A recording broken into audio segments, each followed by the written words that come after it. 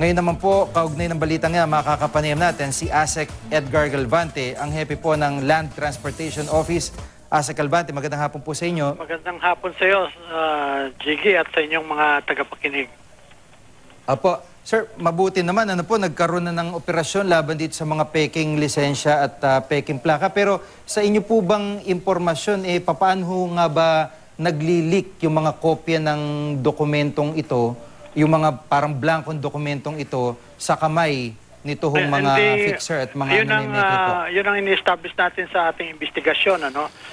Hindi naman kasi ang iba sa kanila maaring kinopya authentic, pero ang iba riniproduce nila. But yun nga ang isang pinagtataka natin dito kung paano ito magagawa. Definitely, sa aming estima, hindi na ito magagawa nang wala silang contact dito sa loob. Kaya bukod sa in-establish natin kung sino mga mastermind nito, in-establish din natin kung sino ang kanilang mga contacts dito sa simpilan dito sa opisina ng LTO. Opo, kasi nga po, di ba, bukod dyan sa palibot ng LTO, kahit sa may area ng Maynila, pagka may mga lugar po doon na madali din magpagawa ng mga lisensya. Pero yun nga po, may naisip po ba kayong paraan para magkaroon ng security code o kumbaga design ito pong mga actually, lisensya o plaka kaugnay po ng mga pamimeke na nangyayari?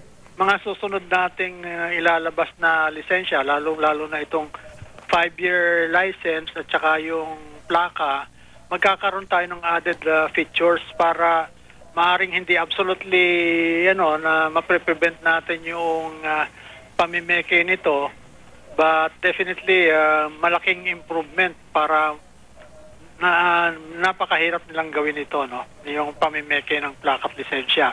In fact, pati yung mga resibo appears to be parang genuine, pero may konting diferensya rin.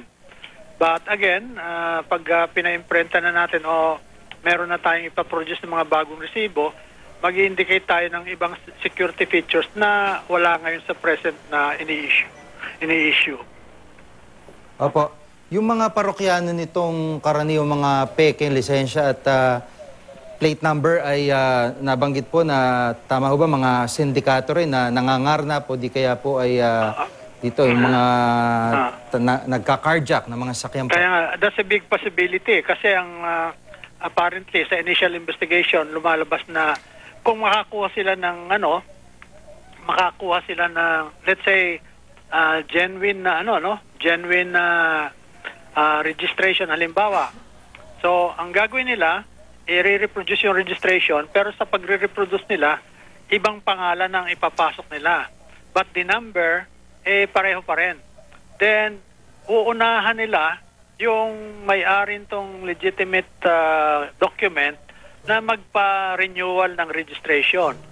So that since silang mauna, posibleng pumasok sa ating database na narehistro na itong sasakyan nito, itong papel, so that yung genuine, pag magpaparehistro siya, lalabas na kahina-hinala yung kanya kasi may naunang registration na So sinisiguro natin na sa susunod na mas mahirap gayahin ito, mas mahirap peken para maprotektahan naman natin yung kapakanan ng mga legitimate car owners and even legitimate license holders.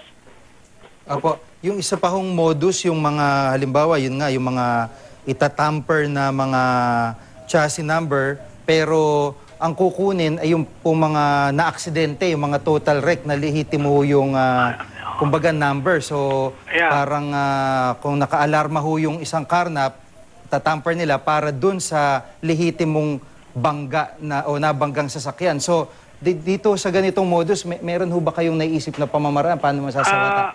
Actually, isa doon kumbaga masinop na pagtrabaho. Kasi kung, again, kaya nangyayari yan kasi meron silang kakutsaba. Halimbawa, kahit na na-aksidente yan, kahit na kumbaga naitabi na, hindi man dapat magbago yung registration ng yung sasakyan, hindi naman magbabago yung ownership no nakarehistrong engine number tsaka chassis number, except kung talagang pagbibili, magkakaroon change ownership para magbago yung records. Ang ang nangyayari lang before is that halimbawa, merong chassis number o engine number, gagayahin ito at i-etch ito sa kapirasong metal.